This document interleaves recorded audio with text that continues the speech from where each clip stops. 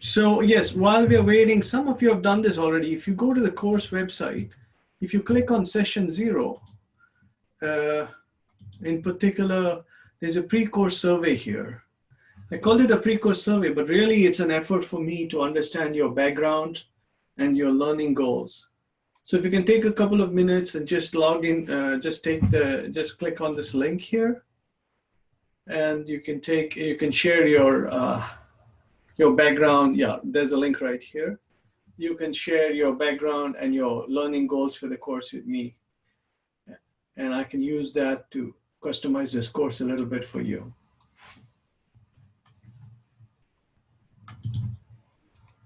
I think a few of you have already done it. So if you've already done it, that's great. I already saw a couple of them and I read them carefully. So for the others, take a few minutes while we wait and you can fill it out.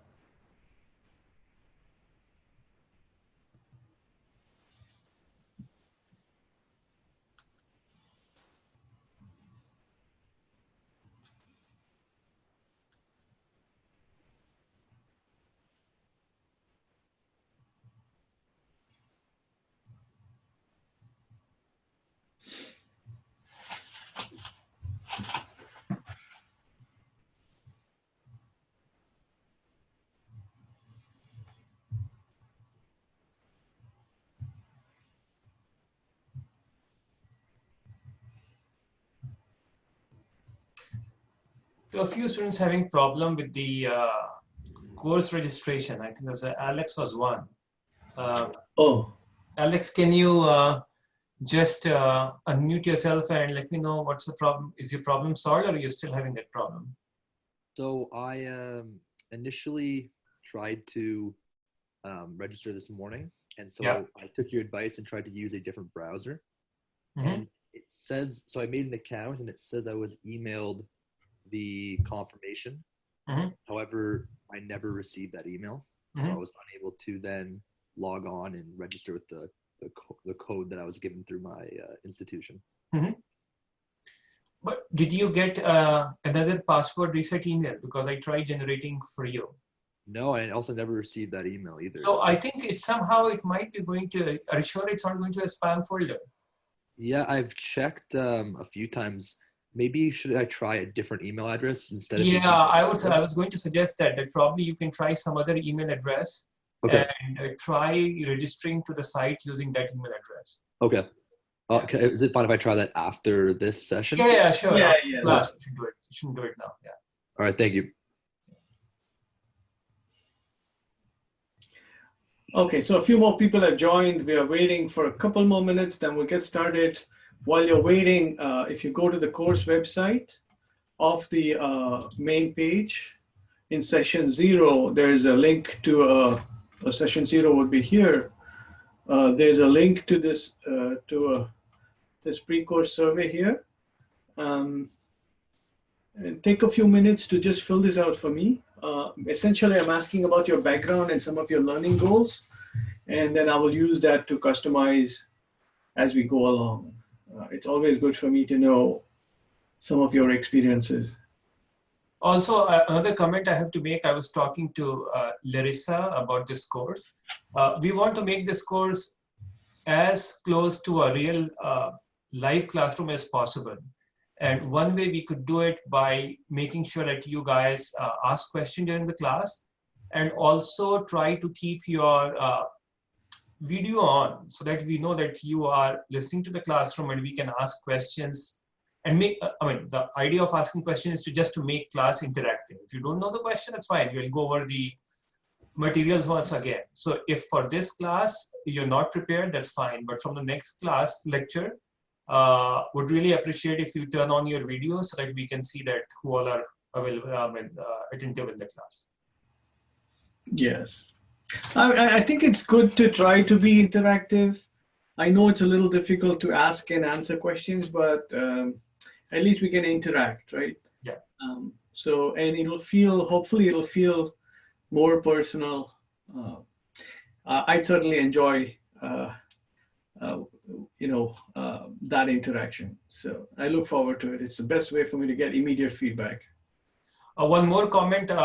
people just talk about big data, data science, but this course will teach you exactly the concepts and skills which you need to become very effective a quant programmer, a data scientist, a researcher. So pandas and NumPy are the skills, and visualization are the skills which you need the most. And that is what will be covered in this class. So feel free to ask questions, participate, and learn from this class. Yes. I'm done. Okay, Manish, you'll click the record button. We'll start the class. I think we're just on time. Okay. I have a question. Yes, please. Because I don't have the registered, I'm not registered currently, can I take the PreCourse survey tomorrow or after the course? Of course. And of course, Manish and I are on email. So whatever is needed to make sure you can have access, we'll work with you on it. Okay, thank you very much. Yes. So so first of all, I think it's a good time to start. I just want to welcome all of you to this course. It's I'm very passionate about learning and sharing my experiences with the community, which is the main reason I'm doing this course. So thank you for making me part of your learning journey. But having said that, to a large extent, I'm very self-taught programmer, and I've always found it difficult and a big challenge to learn all the tools and ideas I need to do my work. Currently, I'm writing a lot of code in Python, solving data science problems, solving data analysis problems, and it's taken a lot of effort. I have already about 15-20 years of programming experience, of course, in different languages. So with that as my background, I wanted to say, and of course, if you guys want more details, you can ask me questions. I'm sure I have some interesting perspective to share about how I'm here and what I'm doing. But right now for this course, I think a couple of really important things for you to keep in mind. We designed this course to give you hopefully interactive and a successful learning experience. I want to find a sweet balance between some conceptual ideas that you need to be a good programmer, and also not only ideas, but part of it is writing a lot of code. I want these sessions to be interactive, so please feel free to ask me questions as we go along, okay? So let me start with the course website. We'll spend a few minutes in the beginning just getting set up and getting introduced to various things. I'm sure you might have seen websites like this. They're fairly intuitive. Once you log in, you can just navigate your way around. We've arranged everything according to each session, the material that's needed. Since this is the first session, just spend a few minutes going through this session 0 and sharing some of your comments, definitely through the survey. But I want to click on this link quickly. I just wrote this up this morning because I think it's really important for us to talk about some concrete strategies for you to be successful. I want all of you to be successful, not only in this course, but in your careers, for sure. So here are some quick tips that I want to give you, that if you kind of follow these tips, I think you will find this course fun and rewarding for you, for sure. So take some time before the course starts to make concrete, realistic, and achievable goals, right? You can't say that in 5 weeks, I'm going to be a data scientist. But you can say, learn to use pandas, or learn to use some visualization package, or improve my Python skills. Some smaller goals are possible in a shorter time. So make sure you do those goals. Take some time. Always, it's a different level to think about goals and plans, a different level than writing code. And we must switch between these levels periodically. Okay, so make sure you set up those goals and share them with me. Then also, it's a wonderful time for you to think about your career plans. And that's a much bigger topic, which we can discuss offline if you want. But it is a good time to be thinking about what you want to do for your careers, and use this course either to give you skills for your career, or even as a small experience of trying to do, like if any of you are thinking of data related careers, now you'll have to do work with data. And it gives you feedback as to whether you like it or you don't like it, or how you feel about it. the course is designed to be very practical. So every class after the first one where I do a little extra talking, usually I spend time, with words just to set up the stage. And I want to spend most of the time writing code and answering your questions and so on. So anyway, so there'll be plenty of opportunity to write code. But I think what is important is that therefore you should plan to write code regularly. I hope all of you can see my screen. Plan to write code, and of course, be interactive on chat. If there's anything that's not working, let me know. Or unmute your microphone. I think that's even better. So plan to write code regularly. Daily is wonderful. I think if you can plan, a half an hour to an hour. I know your schedules are very busy, but this is a very rewarding skill that you can have for the rest of your life. And so it may be worth the investment of even planning an hour a day.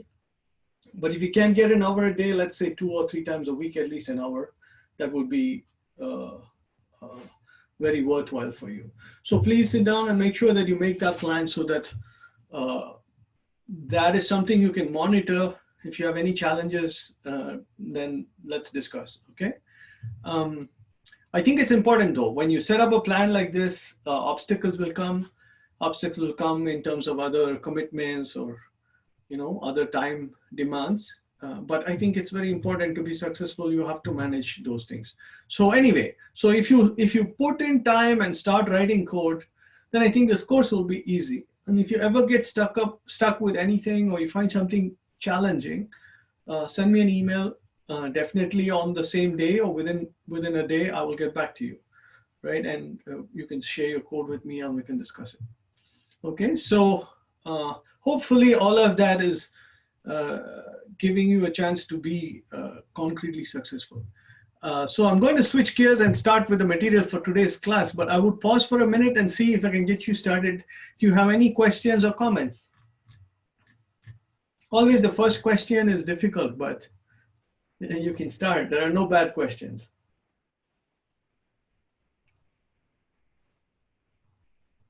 Anyone?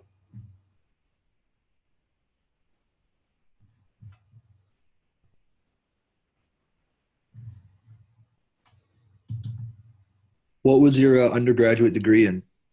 Good question. My undergraduate degree was actually in physics. Oh, I did cool. a doctorate in theoretical physics before I switched to technology. So Very cool. Yeah, many stories I can share about. And therefore it was, it's kind of something most technologists haven't taken that path necessarily, but it gave me a strong foundation in math and science. Of course. That I found tremendously useful. Hopefully that shows, right? You ask a random question and then the answer may be interesting. Okay, so yeah, please keep it up. There are no bad questions. And if you ask the question, maybe other people have it in mind, they're just not asking. So I love that. Okay, so now let me just try to give you a quick flavor of the course itself. So the course, so there are, okay, I think I have a section here called course overview. So let's just try to, I'll try my best to make sure that I navigate on the course website. And that will minimize the amount, everything is written down for you. So you don't have to struggle too much to take notes and so on. I mean, if you like to scribble down some notes, that's great. But all the material that I'm talking about will be here. So let's go to session 1 and then click on this link in the overview section called introduction. There are also some polls and things like that. So if you follow along, you can take them as we go.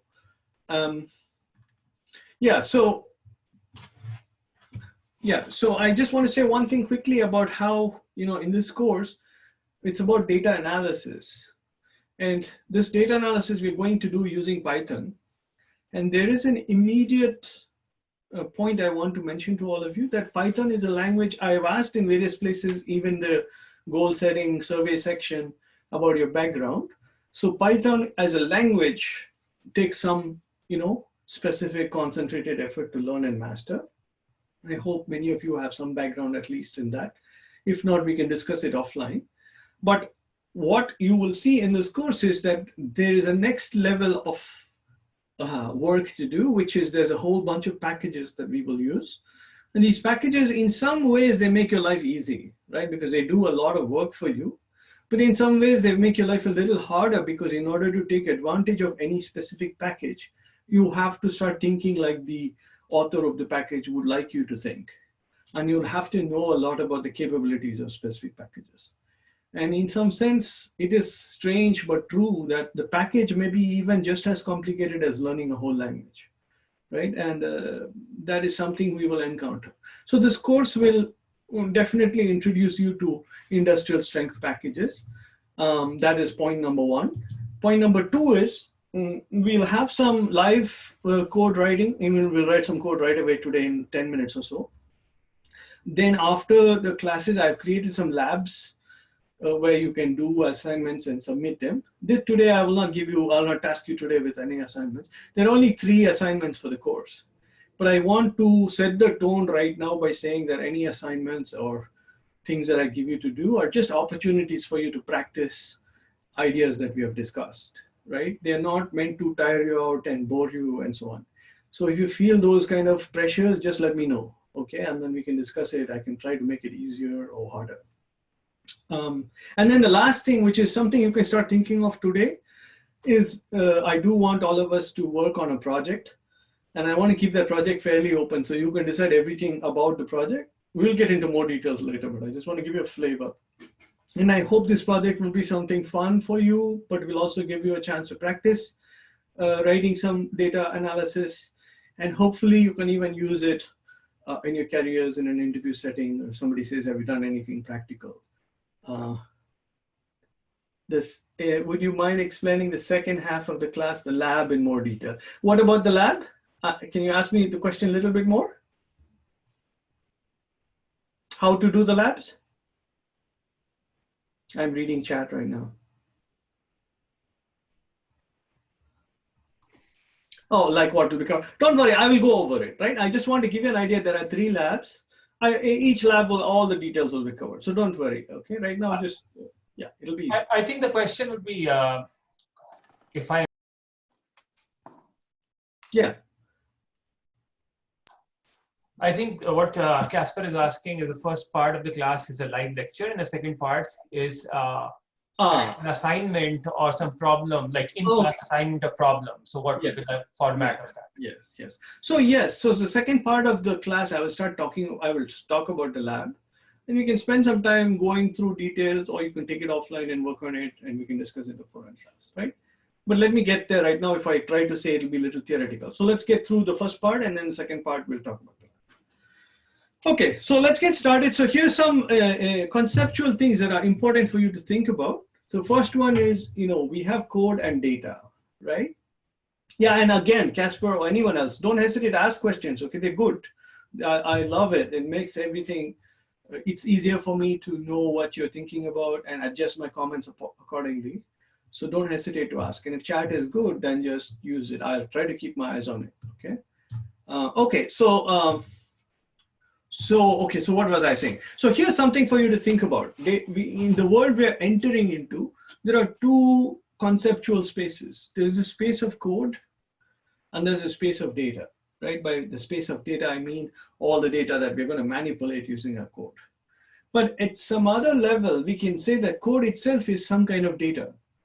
And so we have to really understand in what sense are these 2 worlds related. And in particular, we have to ask questions about how can we express our ideas about the data and code effectively. And that is a long journey. We will start the first part of that journey by talking about databases today. But there are many, many things to follow, okay? But you should take some time to think about it, because even though it's abstract, it is probably very important to you, okay? Okay, so to get started today, let's just quickly, if you can take these 2 polls, so that I can see your background and level in terms of, we're going to use 2 pieces of technology today. So just let me know how familiar you are with Jupyter Notebooks and databases. Okay, let me see. Okay, so very familiar, some of you. I would like to learn, okay, so there's kind of a mix here, which is good. At least one of you asks this question. There's a person who said, I don't understand why we need databases at all.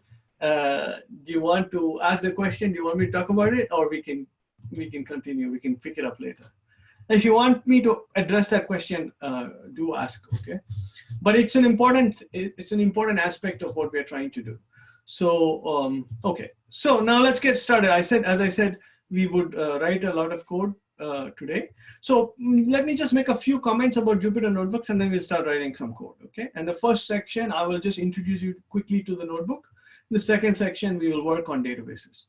And I have plans to talk a little bit about how to use files to store data, but I don't know whether we'll get there, okay? So okay, don't worry, skip through this section. I want to go to the interactive session. Let's get interactive quickly. Don't worry about this poll as well. So the important thing is here, online Jupyter Notebook. So follow what I'm saying. If you click on this link, so I'm going to just click on this link, it will take you to a page. That page requires you to sign in. So if you have a Microsoft login, it should just work. If not, you can just create an account for yourself. But make sure if you can't do it right now, it's okay. Okay, somebody asked where can I access the link. So let me see. So you see here, look at the breadcrumb here. You go to the course page, you go to session 1, then there's session 1.0 with its Jupyter Notebooks, and then 1.0. I don't have access to the site though. Which one? Oh, you don't have access to the site. Yeah. Okay, got it. So let me see if I can work around it. Let's see. So let me give you a link. See if this anyone needs it. They can just click on this link. Click on this link, and it should take you to a web page. But that's a separate login, unfortunately. So you can just create. Maybe for you it's a good thing. You can just create a login there. And before you log in, you should see a screen which looks like this. On the top right-hand corner is the login button. So hopefully all of you can follow the process to log in. You might have to set up a password, use an email account. This is a Microsoft cloud hosted platform that will allow us to, primarily allow us to write code while we have the classes, and also for me to share some code with you, right? So, and it'll be there for you for the future, so you can, in the next class, we can always go back to it and so on. Was anybody able to get it? Can you let me know on chat?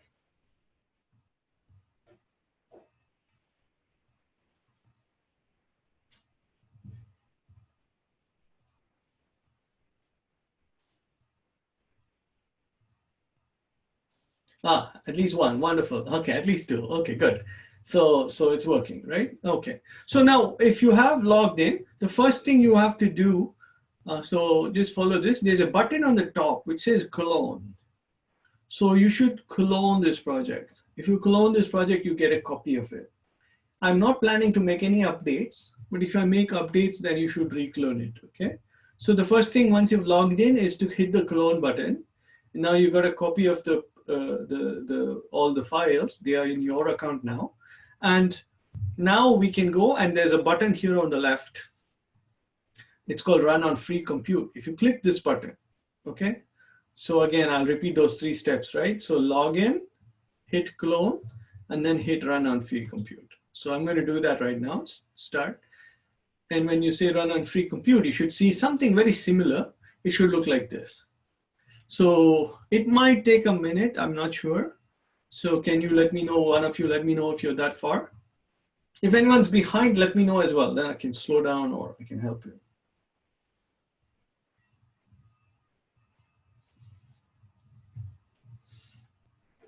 So does anyone have this page open?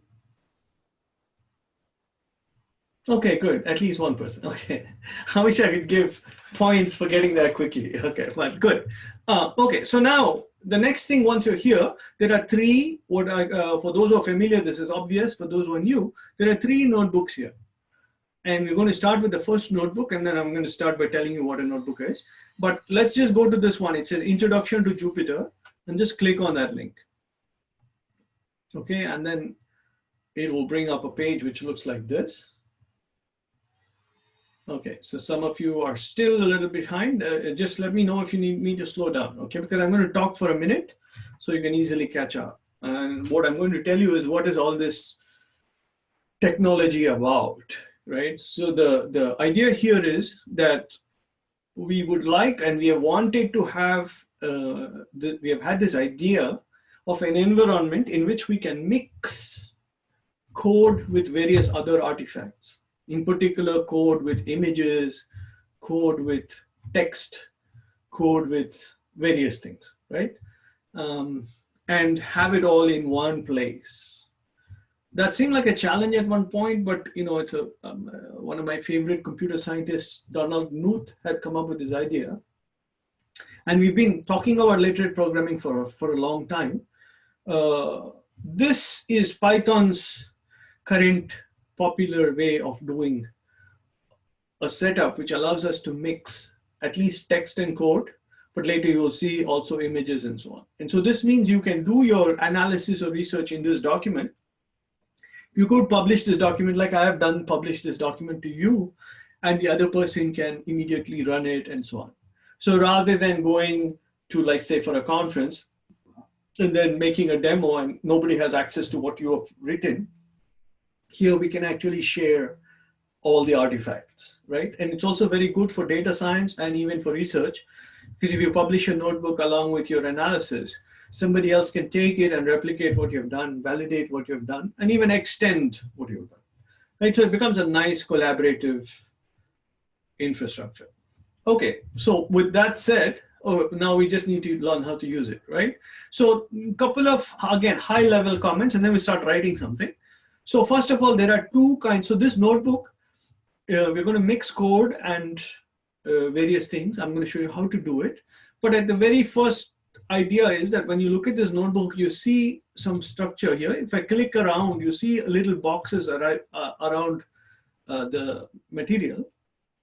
Each of those boxes is a cell, right? And right now, the first thing we need to understand, okay, more of you are getting to this page. So if anyone's stuck, let me know.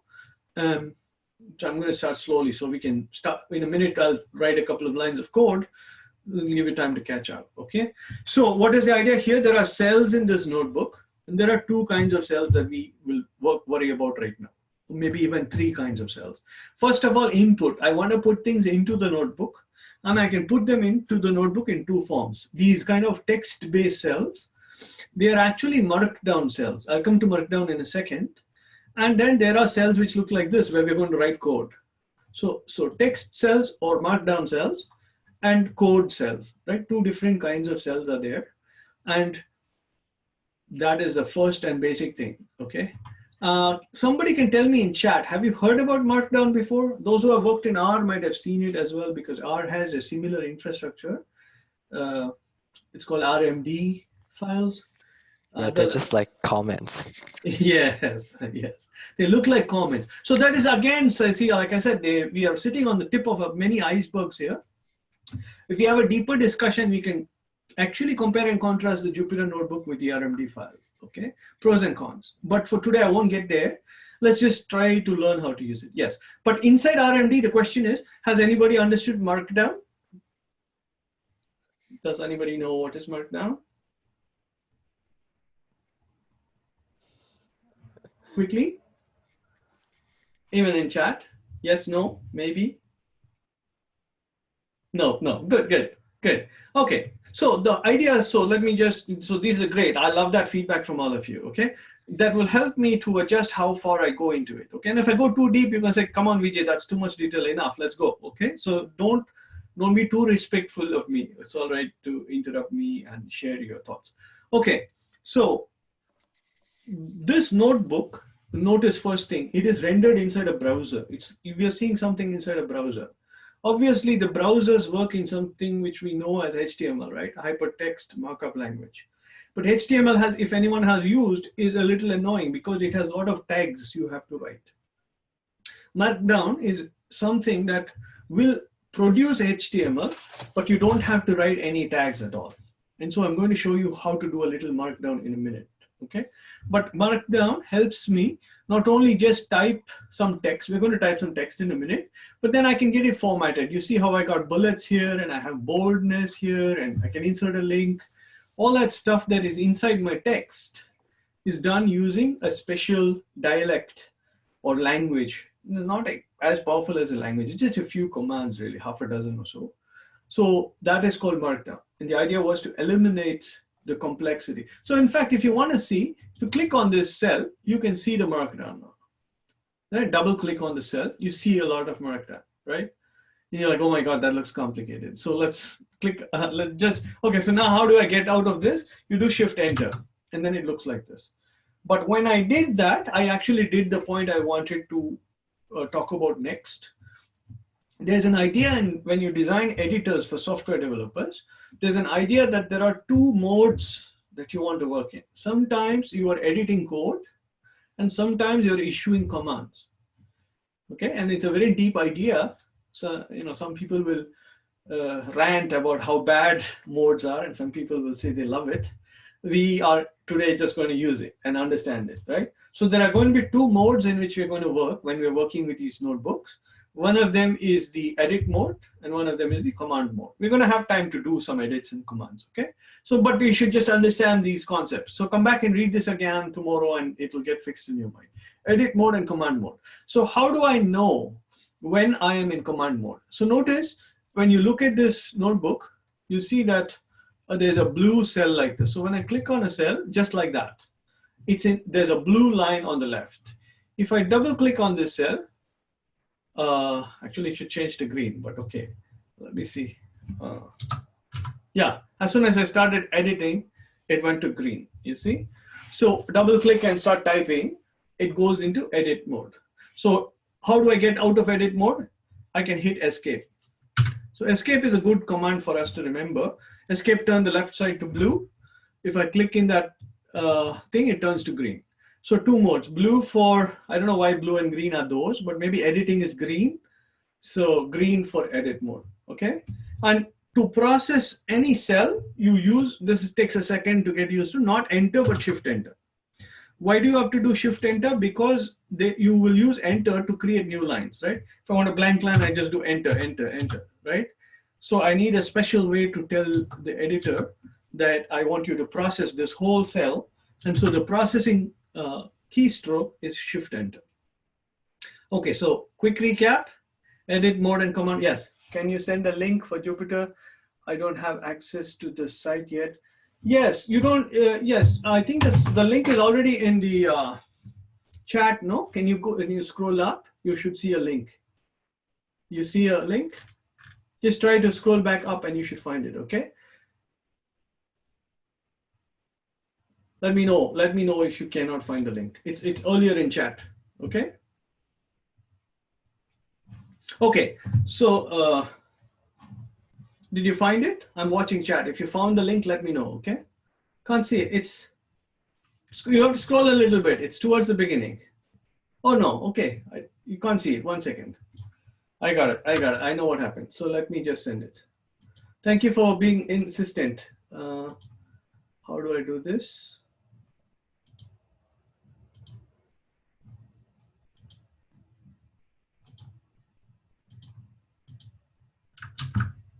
Do you see it now? Oh my goodness. Okay. Okay. 1 sec. One more try. Do you see it now?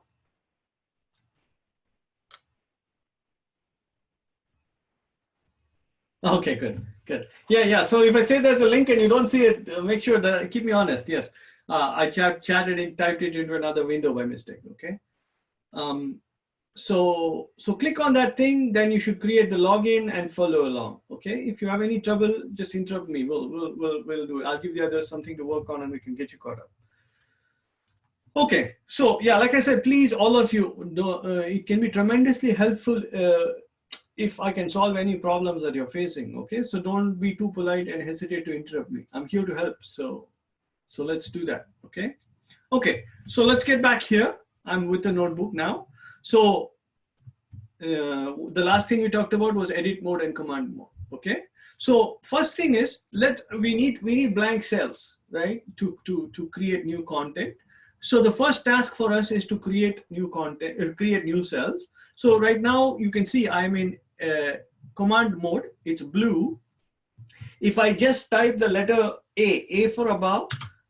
So if I hit escape to be in command mode, and then hit A for above, escape A, I get a blank cell here. Okay, so let's learn the command as escape A for above. If I'm in this cell, escape B for below, right? That gives me blank cells. So can you just quickly, all of you, create some blank cells? Let me know in chat as soon as you have been able to create a couple of blank cells. Let's start patiently and slowly. It's okay, no rush. So, were you able to create some blank cells? Okay, good. Yeah, for those who are familiar, this should be easy, okay? Don't worry. You might find some advanced things further in the notebook if you're advanced, okay? So just go and you can read some of that stuff. Okay, so now that we got a cell, by default, when you create a new cell, you will get, and of course, to the whole class, if anything is too simple or too easy, just speed me along, okay? Just let me know that I can go faster. Okay, so here's a blank cell. Now I need to, by default, blank cells are code cells. Okay, so I can actually type Python code in here. So of course, the simplest Python code is some addition and multiplication, right? 2 plus 3 or whatever. You can write whatever you want, 2 plus 4. And now shift enter. Remember, once you type the code, you do shift enter and you will have the Python output, right? And it's kind of nice. You don't have to explicitly say print and all that stuff, right? So you can actually just process it and you see the output, which normally when you run your program, you would see. So that is the first. Okay, somebody says, I can't type in anything. Can you click on, so notice the cell is blue. Can you click inside the cell? It should change to green. Okay, if you still can't do it, I want to take, okay, so for the whole class, I want to take you back quickly, okay, because one of you just got the link. Let me just say some important things to troubleshoot. When you go, make sure you're logged in. Sometimes you're not logged in. If I click on a link, you're not logged in. If you're not logged in, nothing will run, right? So look as if it's going to run. Yeah, logged in is good. Then you have to make sure you cloned it. That's the second step. Third step is after you cloned it, you should hit this run on free compute button. If you run on free compute button, then you should see a screen which looks like this. And then if you click on one of these notebooks, then you will see this screen which I'm working on now, okay? And you will see other indicators, like for example, you see Python 3.6 and so on, right? So please follow all of those steps. If all that is working, then the last thing is just make sure that you click on the cell itself. It should change to green, and then you have to do shift enter.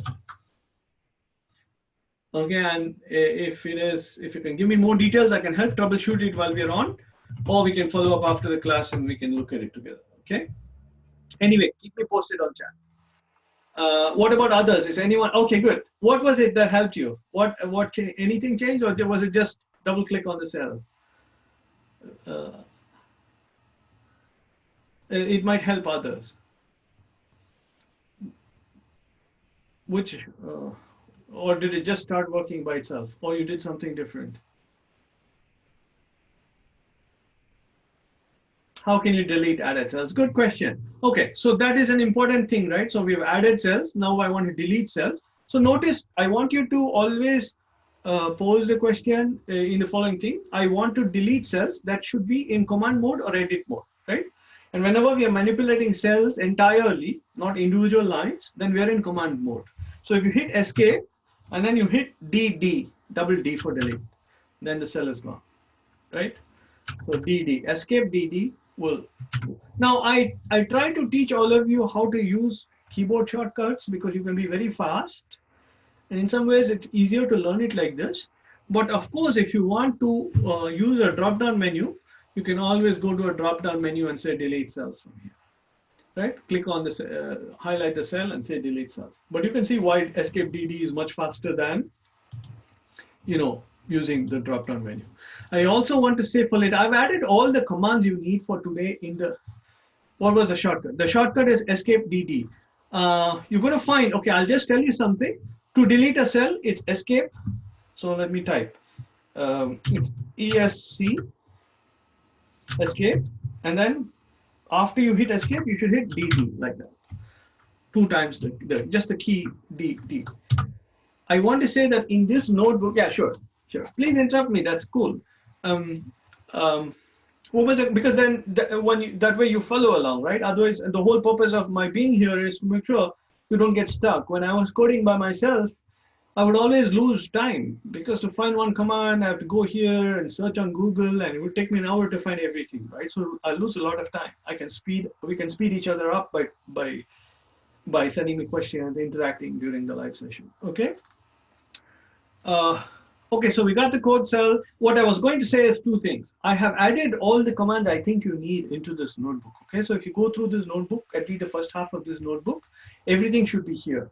So one of the things I'm trying to do for you is when you sit down to do your hourly coding session, all the information you need should be at your hand. If I have missed out anything, please let me know. I will add it. Okay. Now, having said all that, of course, I should point you to the documentation. So if you click on this help button here, you see here it says keyboard shortcuts. You can just click on that and it will show you the keyboard shortcuts. Okay, so let's not go there right now, but maybe next class we can talk about this more. The only thing I want to caution you is that whenever you go into documentation, it's bulky and you can get lost there. So we must be very careful about being clear what we want to find out and how can we find out things quickly, okay? And in order to protect you from losing time, I have tried to add everything into the notebook. Let's see, okay? By the time we get through half of this notebook, if there are any more commands missing, let me know. And of course, interrupt me, nothing is bad. Okay, so usually I want you to learn these commands as when you're doing command mode commands, just learn it as escape and then the command, okay? Now, this cell is a code cell. So let me I want to add a new cell. So everybody can do this with me. Say escape B. Sure, like I said, I'm here to serve. Okay, so all this interaction is great. So escape B. So escape B, I've created a new cell. This is a code cell. How do I know it's a code cell? I like this blue little thing here that tells me, well, how do I know it's a code cell? Okay, so maybe this is the best way to know. You look here, you see there's a drop down here. It tells me it's a code cell, right? But I want a markdown cell. I want to type some text now. I don't want code.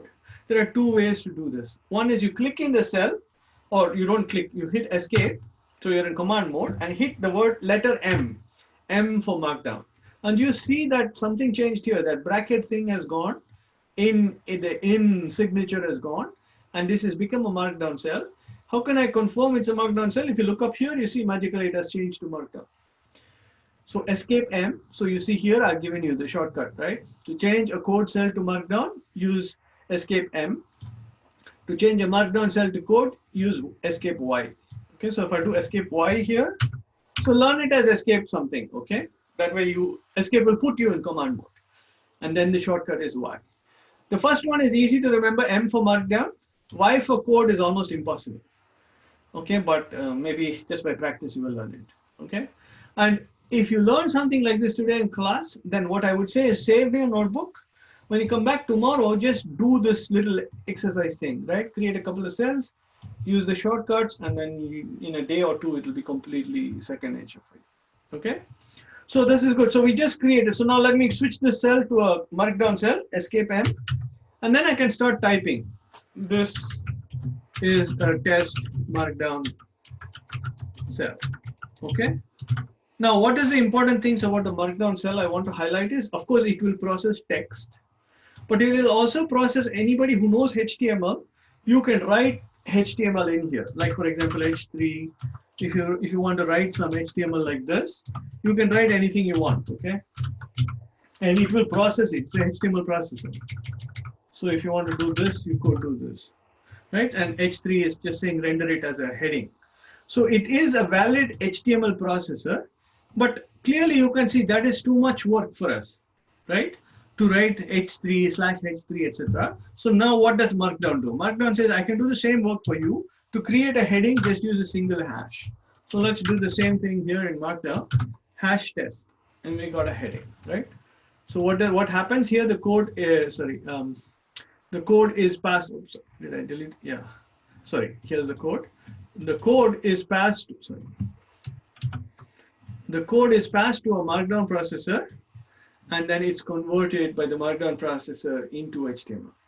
Okay. Oh, what does H3 mean? So H3 means it's a third level heading. Okay. So I don't need you to get into this. I just put it for those who know HTML. HTML is the way that all our web pages are designed, right? And HTML is built by having a text like this text string here, surrounded by these tags, right? So when you say H3, it means the third level heading. So there's H1, H2, H3, H4, H5. I think there's 5 levels of headings. And HTML will convert this, an HTML converter will convert this into an output that we see. So for example, see that's a third level heading. right? If I want a second level heading, then if I put H2, it will get bigger. Maybe I should start with H1 always, but H3 is interesting, right? Yeah, so it gets bigger and bigger. So the same work of writing this stuff here, the HTML stuff, you can get with Markdown. So first level is a single hash. So let's do the second level heading. You do 2 hashes and it should be exactly identical to the HTML. So what was the moral of that whole story? Well, first to give us a very super fast comment about what is HTML and where we use it on the web to make any web page. And here to structure and format the text in our Markdown cells. But instead of writing HTML, what we do as data analysts is we use Markdown because Markdown is a little bit cleaner and easier for us to use. We'll get into Markdown in a few minutes, okay? But I just wanted to show you that that's how we should think about this cell. It contains primarily text, but text right now with a little formatting. We can get the formatting either by using HTML if you're an HTML guru and you want to use HTML, or better still, get it using Markdown, which is easy for us to write. Okay, so now I want to take a pause for a second. There's a small exercise for all of you. Create a cell with Python code, and then can you just print hello from Jupyter Notebooks, and just create a Markdown cell with the same text. Quickly do it, take a minute. It might cause some trouble, then ask me a question. I'll give you a minute.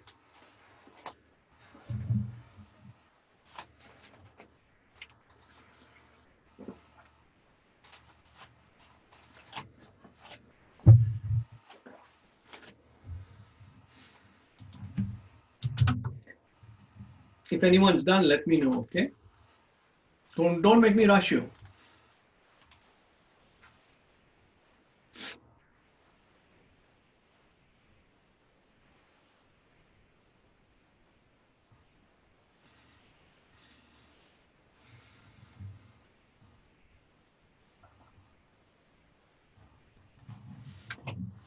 Is anyone finished?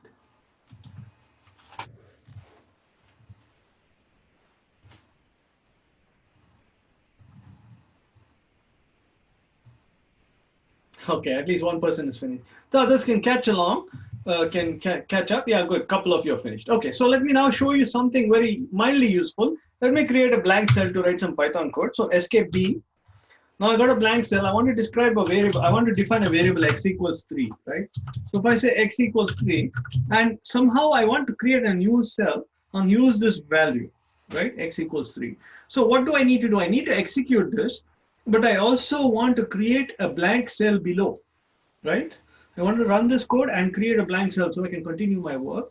So Shift Enter would execute the Python command, but probably it's better to learn this command Alt Enter. Alt Enter will execute this command and create a blank cell. So now I can say print x, okay, and continue my work. So that is one usual method that we use when I'm working. I do Alt Enter a lot because I have just finished something and I want to continue in another cell. Okay, so Shift Enter and Alt Enter. Okay, so that's easy. So let's keep going. Yeah, so here's what I said I promised you. I took a subset of the shortcuts and I put it here for you. Of course, everything I'm showing you in shortcuts, if you want to patiently navigate through this menu, you can find those equivalent things. Like, for example, if you want a new cell, if you want to run a cell, you can say run cell, right? Run all cells. You can do all of that with the drop-down menus, okay? But here's a few commands. I don't think it's too big. If you want, you can even print it out and just learn it, okay? Shortcuts and command mode will allow us to like create a cell or edit a cell and so on. And in edit mode, there are a few commands here as well, right? So if you have any questions about these commands, ask me, okay? But I think the best thing is don't try to learn commands, just try to write code and then we can find out what we need, okay? Just you have to, but maybe that's a good exercise for you. Try to do something and then tell me, you know, Vijay, I'm trying to whatever, right? Change from Markdown to code cell, or I'm trying to create a blank cell. Whatever you're trying to do, just tell me and then we'll see, find a quick way to do it, okay? Soon it'll become patterns. You want, yeah. Why would we assign text to X versus printing text? It's just for illustration, or is there a functional reason? No. Why did I assign text to X? Yeah. This was just to show you how to do two cells. Yeah. Nothing profound here. Sorry, Jake. rather mundane. Just in the moment, I couldn't come up with a really cool example. Okay, but just to show you that, of course, important idea is here, which I will highlight now. The important idea is there is a single Python session running behind this notebook. And so no matter where you are in the notebook, whatever has been executed before will be remembered by Python. And therefore, the value of X will always be 3. Right? And of course, because it is Python, I can go back here or I can go below here. So this is also important. Let's do it in a bad way. Escape B. And if I say X equals 5 here, is all the single Python cell, right? So it doesn't matter that it's located below in the notebook. If I go back here and say print X, it will be 5. That can be a source of some bugs. So remember, it's easiest for us to think about things if everything is done top down, just like any text file or any programming thing. But Jupyter, because it works with a single Python session, can allow you to write things in out of order, right? Like the print is above and the assignment is below and all that stuff. Jupyter will not complain. But of course, we can have bugs or we can confuse ourselves. So this is one of the weaknesses of Jupyter. It's so flexible that it can make our world messy, okay? So maybe just be careful, try to always write code in a systematic way. But since I've shown you this is very important. For example, if you want to know by looking at this notebook, what is the current value of X, there is a clue that Jupyter gives us. You see the number here, this number says the third execution was X equals 3. And then this number here, 6, says the sixth execution. So after the execution X equals 3, there was an execution X equals 5. It came later because 6 is bigger than 3. And then the print X is execution number 7. So even though in visual order, they are in a different order, the execution order is pretty clear. 3 was done first, 6 was done next, and 7 was done after. Therefore, the value of X must be 5. Okay, having said all this, I am saying all this to avoid some conceptual pain for you in the future when things do happen like this. I think the best advice from a programmer is don't do that. Hit escape and DD and always do everything in a sequence like this. So preferably you would see things like 3 and after 3 you will see 4, or 8 and after 8 you will see 9. So things are going one after the other, right? That is the best. So if you see strange bugs in your notebook, then you should look at this order, and a way to clean up all that is you can go to the kernel here and say restart. Restart kernel will erase everything, then go back to the top of your notebook and start doing everything one by one by one by one. Okay, so that all the bugs can be cleared up. Okay, lots of mundane, low-level things, but I promise you I've been bitten by these bugs. Everybody who uses a notebook has been bitten by them. Okay, so if you can avoid it from day one, that's best. Okay, so now let's keep going. So the point here is that the notebook is powerful, right? So this can be a beautiful place for you to, if you have not used. Can I ask this question? Some of you have done Python courses. What kind of editor were you using to write your Python? Can you give me some examples? Spider, okay. Anything else? Atom, okay. So Spider, Atom, Jupyter. Okay, somebody's used Jupyter, so great. So please, in your mind, compare those experiences. Okay, make comparisons. I'm going to show you in a minute. Text edit is wonderful. Simple text editors. By the way, yes. So another time we can talk about some more other editors as well. We can talk about editors in general. But here I want to highlight the big difference here is that my comments, my discussion, my ideas are in line in the same place as my code lives. And so when you take notes or you write a research paper or something, you can have everything in the same document, which we cannot do in the old way of writing code, right? Not easily at least. So you keep a separate HTML document or separate Word document or PDF or something else to explain what the code is doing. Whereas here you can just do it. And so it's a great way for us to work. And the second thing is it's interactive, right?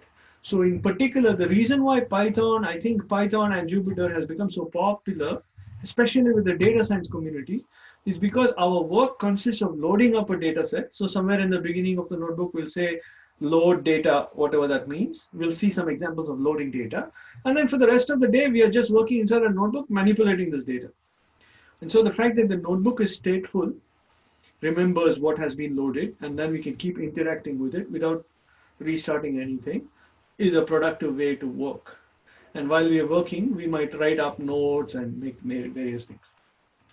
Okay, so then the next quick idea, I don't know if this is helpful, but it's since we are going to be writing Python code, if you ever wanted to see any documentation on Python, you have 3 different ways of doing it. And it's nice to have it in line. You can either do this, like you can say, for example, this string.replace.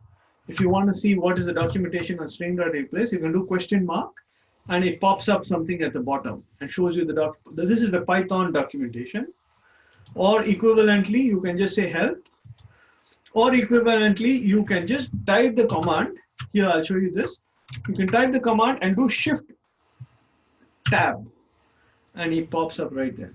So please learn that shift tab thing, especially if you're a little new to Python and you want some help. Although we can have a separate discussion, you can tell me in email. Reading documentation like this is a skill that you must develop quickly, right? Then your life is very productive. You start, there's all kinds of things you can do if you can just read a doc like this and understand how replace works. Okay, but I just wanted to highlight to you that documentation of Python or any library now is available inside the notebook itself, right? You don't have to go to a doc page or anything like that. Then a couple more things, and then we'll stop with this and we'll start talk about databases, okay? So if you wanted to see how quickly some code runs, for example, I defined this function here. Okay, so let me just make a comment here. This is all something I cannot cover, but Python is evolving rapidly. So for example, you have type annotations in Python. So why do I show you even that kind of ideas in Python? You don't need this, but it's a nice thing to know that this will process floats and not strings. And you can actually express it in Python. And it's kind of part of the newer versions of Python, right? The only reason I mentioned this is our languages are also evolving to make it more productive, clearer, more powerful, more expressive. And it is a full-time job to keep up with Python and its packages, right? So don't underestimate this test. There's always new stuff happening, okay? But I'm a language geek and I like to keep up to date, so I keep reading all this stuff. This course is not about Python, so I'm not going to delve into it. Don't get intimidated. I want all of us to have a curious mindset, right? If something is there, we should say, okay, maybe I should find out about it, right? And then just plan when you're going to pursue it, that's all. Okay, but what is important is we wrote a function. So let me maybe remove the annotation so it looks like a typical Python function to you. You can just write it like this, SQR, right? So that's the Python function. Shift enter, I've defined the function. Number 11 says, yeah, Python, he knows it. And now I want to know how long does it take to run this. This is very helpful. You can do this %time it like this, and then do shift enter. It goes into a loop. It runs that code multiple times and computes an average execution time. See, and it says it takes, notice how cool it is. This is something very interesting for you to think about. As a physicist, I'm trained to think about timescales. Typical computing is nanoseconds, okay? So it's very fast. If your computations are taking seconds, it's already something complicated. Now in data science, we will run computations that run for many, many seconds. But that is because we have loaded millions and millions of lines of data in. Okay, so I only showed you this to suggest that these computers and these tools are extremely powerful. Right, we are working with Ferraris here, right? Because a nanosecond, I mean, you should go back. I don't want to get into a discussion of time units and nanoseconds. Go back and check what a nanosecond is. Right, and think about the power of the computers that we have beneath the code we write. Okay, so we can do very powerful things here. Okay, back to time it. So this single %time it will time only one line of code. This double %time it will time the whole cell. Okay, so you can write a lot of code in a cell and use double %time it and get an idea of how long does it take. And for those who are performance geeks, I won't even ask you to look at it now. I am one of those. I like to know what is happening. You can do this %p run and you can find every detail where time has been consumed. Okay, again, very cool that within your notebook, you can understand what are the aspects of your code that are taking time and see if you can optimize it. Okay, one last thing and then I think there are 3 more things I should show you. So the first one is a small thing, but for those who are interested and those who know how to use Spider and so on, you can actually put your code from the notebook into a file. So notice here, I have a path to a file So if I use this, so these things with the double percent, they are called magics in Jupyter World. Magics can help us to do many things. In this particular case, I'm using a magic which will allow me to write whatever I'm writing here into a file so that I can open that file inside Atom or Spider or whatever, right? And so if you do write file and give some path to a file and name of the file, this code will go into that file. And just as there is write file, there is load file. So if you say load file and give a path, it will load that file into here. I just give you this example to say to you that Jupyter understands that sometimes we are familiar with certain editors. We might want to use them just for the code, of course, because you cannot do the other stuff in the editor, but you could edit your code in an editor and then send the code back and forth. Okay, I'll show you other ways of working with editors as well later on. But for now, this is the lowest level. Okay, right? You can write to a file and read it back. And you can even run it. If you have any file, you can run it from here. You can use another magic. It's called %run. So much for this. So now let's look at something quickly interesting, and then I will. So what an interesting thing is, I said I can mix a lot of cool stuff in a notebook. So here in this notebook, I'm going to mix in visualization, right? So for example, here you can make a graph. I don't need you to learn this code. I just want to show you that I can type something and I can get a graph in line. And you can get it formatted nicely and all kinds of beautiful things. But this is a placeholder for me to tell you, not for you to learn how to make all these graphs, but for me to tell you that when we get to session 5, I will talk about visualization. I'm going to spend a lot of time learning how to do all these graphs and things.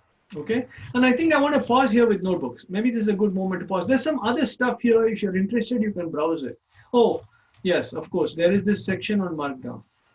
Can I leave it as a small reading assignment? Just read this thing, double click on the cell. You can edit anything. Just use that to type and change this and learn Markdown. So my claim is if you spend 10 minutes with these 4 cells, you can learn a lot of Markdown. Okay, so just play with this section. Can I save it for next time? You come back and ask me questions. Is that okay? Or is that too much? Let me know. Because I want to get to databases, so that's why. Okay, at least, okay, good. So just spend a few minutes, okay? And don't get too intimidated. If anything is tricky, just come back and ask me or send me an email even, okay? Okay, so now let's go. So I'm going to speed up here. We spent a lot of time on the notebook, okay? But it's okay, it's the foundation. Let's get started now with the databases, okay? So now let's go back to this page here. And there's a file here called Introduction to Databases. So click on this file and it's going to open up. Okay, error loading notebook, why? Okay, so something has happened for me for sure. Is anybody else having trouble here? I would. Okay, so I'm having trouble. So good, right? So it says my code session was stopped. Okay, so let me see. Let me close these things. Okay, so maybe I think I asked this question earlier. So I'm going to today show you how to use databases. What I have tried to do is to create an interactive experience for us where we can actually, yes. Okay, it looks like I will start from signing in. Give me a second to catch up. If you have any questions, can you just take a second and put it to me on chat while I sign in again. I don't know why.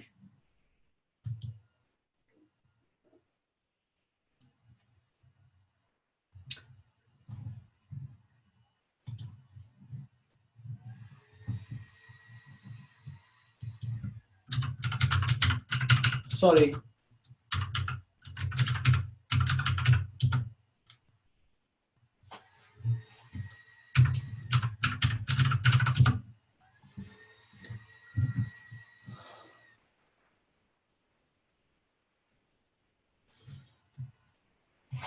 Okay, so I'll try to keep talking while I'm processing this. I'm not sure how much good I'm going to be at juggling this, but okay. So what am I going to do? I'm going to start talking about how can we use Python to interact with the database, right? Effectively. And the way we do that is first we have to create a database, then we have to connect Python to it. And so in order to do this, we have to choose a particular database, right? And the question is, which database can we use? And the database that I've chosen for all of you is this database called, okay. It thinks it's running, okay. So let me see.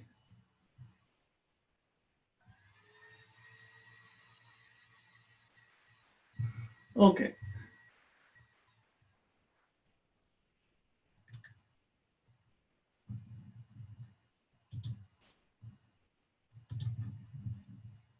All kinds of cool, interesting problems to troubleshoot when we work with this infrastructure.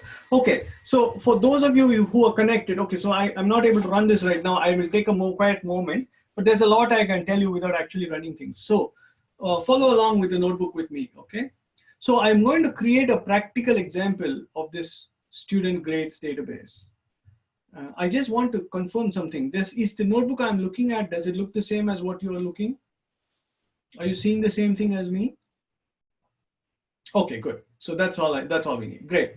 So I'm going to create actually, yeah, wonderful. Thank you for the comments. Yeah. So what I'm going to do is I'm going to actually create a database for you. We're going to connect to it. We're going to save data and pull data back from the database. And we're going to use a specific database. It's called SQLite. What is really nice about SQLite is that it can be deployed along with your code. Unlike other databases like SQL Server or Oracle. Have any of you used databases? You can just give me some names of some kind of databases that you've used before. If you have, then I can make some comparisons. But anyway, for this course, but the idea is the following. I'm using SQLite for this course, but without much change, we can connect to any database. Okay, so if you go to a job tomorrow and they have an Oracle database, we can use the same ideas to get there, right? So it makes life very, very easy for us. Has anyone used any databases? NetSuite and Salesforce. Okay, so Salesforce is slightly different to think about. Okay, I haven't used NetSuite myself, but typical databases: Oracle, SQL, Postgres. Okay, yes. So this is one of the most important things I want to share with you about this particular session. When I first learned SQL, the problem was it is very hard to actually write queries, because in order to write queries, you need a database. And to get any industrial string database takes some time to install, configure, blah, blah, blah, right? You need a database admin to set up many things before you can use a database. And so that always made it difficult for us to learn SQL because it's theoretical. For you, I have managed to solve the problem of saying, no, we'll have a database and it's going to be SQLite and it's going to be saved locally. So you get to create a database on the fly and then we will use it, right? So it's kind of cool. So if you haven't spent time on SQL, this is a good place to study SQL. Okay, so that's something for those who know it, that's great. We can, but I will introduce some of that. So how does all this magic work? All of this magic works with the following 4 lines of code. So notice this is the thing I want to highlight to all of you. With a few lines of code, we can do many powerful things. And so what is it I'm going to do here? First of all, there's a little library that I import. It's called SQLite 3, right? And we import everything under what is called a namespace. So I always like to import. So all of the commands that are in this library are available as SQL3 dot something.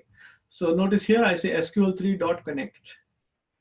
Okay, so that is the most important thing. Ignore these 2 lines. I'll come back to them.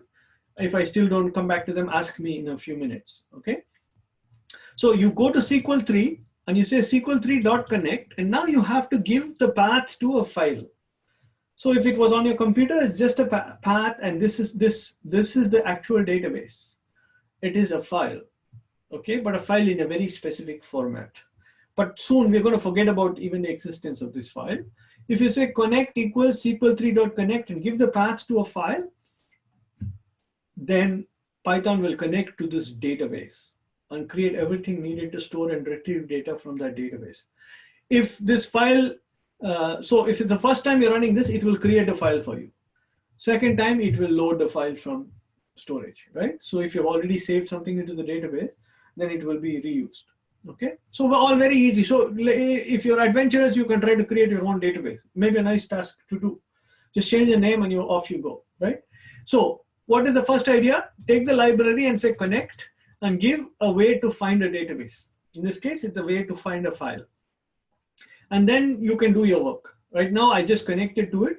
One important thing, whenever you open connections to a database, it's quite important to close the connections. So when you finish, you just say connection.close. And that in a nutshell is a simple idea. Create a database, connect to it, and close it. Okay, we are done. Now let's go to something more interesting. That was quite boring. Make sure that's working when you run it, okay? The next one is you do this, right? You say SQL 3.connect, you give the database, and now you can ask the connection to give you a thing called a cursor.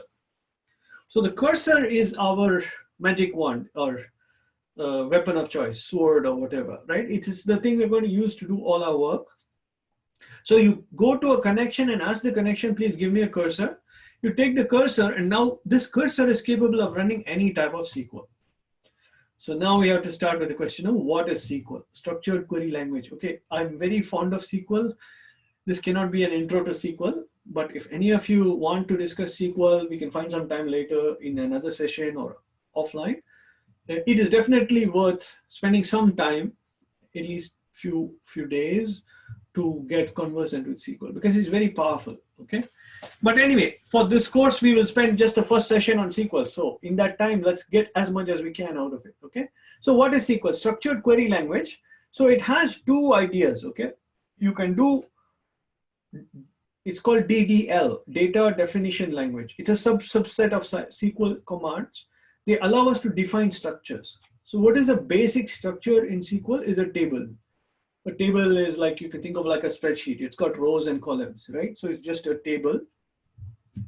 And then you can issue a command to create a table. That is a data definition language, right? So it creates a table. So here is a command.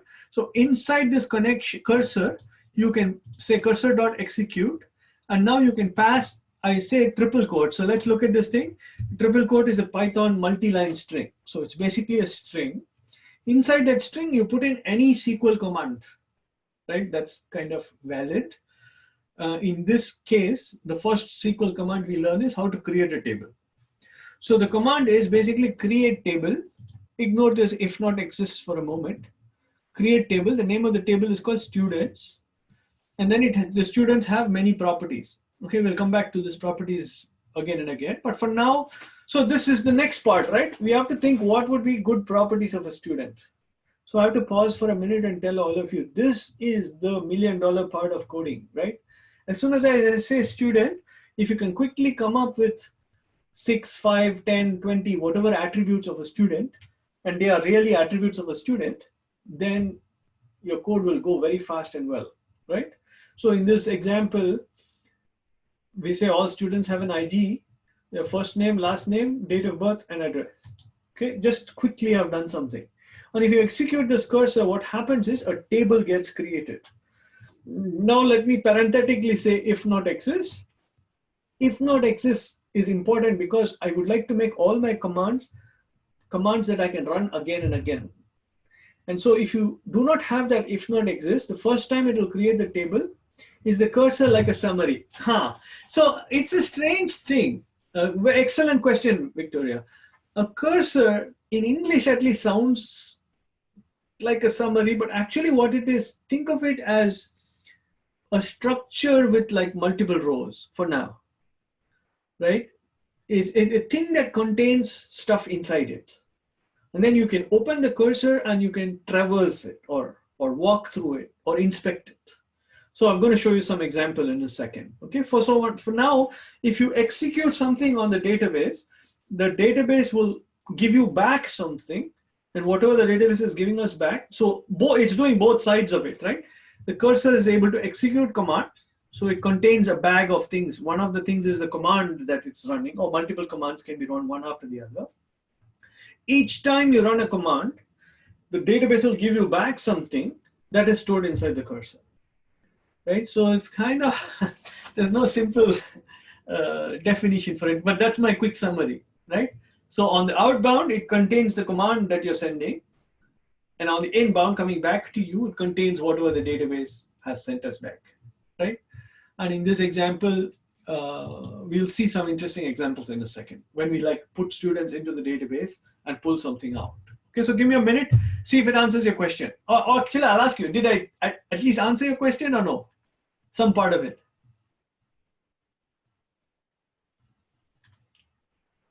Or was I confusing? Okay. You'll see a little bit more in a minute, okay? So I don't want to take too many words. Let me just show you something and start to make sense, okay? So just, but it's a great question.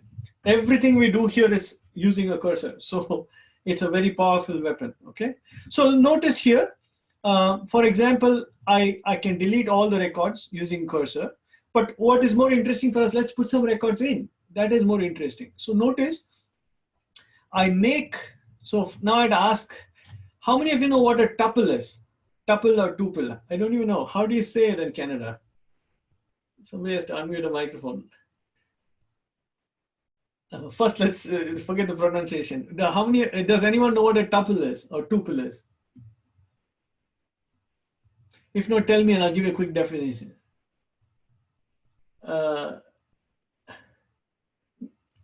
GIF or GIF. Okay, so let me tell you what a tuple is. Okay, so okay, I think tuple for me is the relative of a list. So does everybody know what a list is in Python, or does anybody not know what a list is?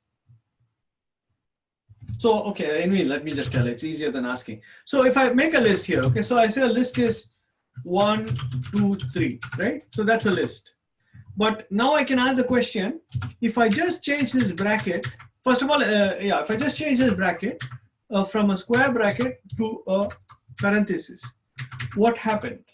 Well, what happened is the list actually became a tuple. So what is a tuple then? A tuple is just like a list, but you cannot expand it. It is immutable. It is unchangeable, right? Yeah, it is immutable, exactly. That is the most important aspect of it. It's immutable. So once you create a tuple, you cannot change its size, but the list can change its size, right? So that's very important. The second important aspect is a tuple can contain multiple data types in it. So this is a string and this is an integer. You can mix different data types. So the fact that it is immutable and it contains different data types makes it the perfect structure to use for sending data to a database. So notice this is a row in a database.